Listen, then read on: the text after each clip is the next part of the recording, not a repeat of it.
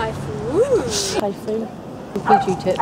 Lancashire tea. PG tips. Twinings, Earl Grey. Lancashire tea.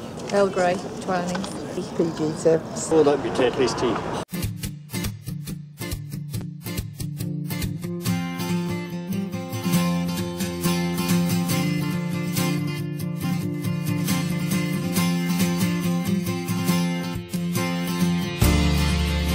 From a drink that was once seen as being only for the older generation, the tea market has now expanded into a huge industry.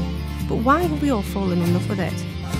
Tea has become, well, it is the national drink. I mean, we all like beverages of other types, but at home it tends to be the main cuppa, if you like. Obviously, coffee was known as the sexy drink probably 5 years ago, and I think tea is becoming that now. It's actually getting quite a good name for itself. I think the thing that people enjoy about having a cup of tea is it's very English. It reminds you of being at home. In here is our regular everyday tea that we use, which is clipper tea, but Twinings is also very popular. I think it's important to ensure that the tea is ethically sourced. By ethically sourced tea, it means that the people that have made your tea and the people that have gone through all the processes are being paid the right amount for doing so. They're not having like bad working conditions.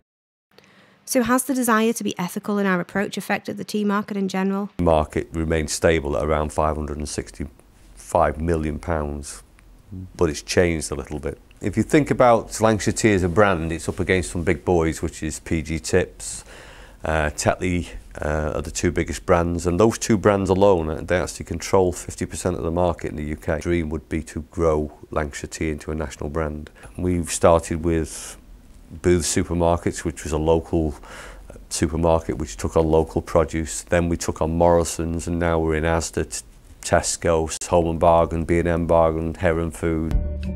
With over 3,000 varieties of tea available these days, do we still just drink tea for pleasure? Or are there more benefits to it than just keeping us warm? Because it gives me that. Because it warms you up. It's a comfort type of thing. It's just something I always do. Whether I want it or not, I just drink tea. Quenches my thirst, and I enjoy it. It's nice and it warms you up. Because it warms me up and it's tasty. Probably because of the caffeine. There's a few positive effects of drinking tea.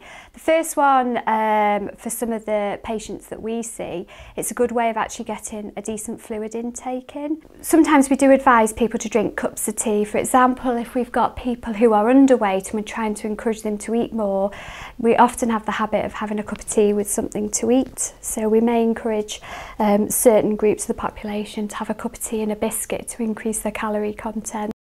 We also might advise certain patients with certain conditions like irritable bowel syndrome.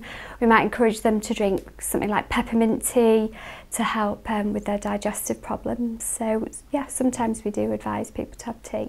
As well as being beneficial for our health, tea also has a range of unexpected uses. Just a few of these include changing hairstyles, seeing the future, and providing us with tasty treats. We use Earl Grey tea in some of our cupcakes. I think it is a popular choice to use Earl Grey tea in cakes because it brings out different flavours and it works well with the cake.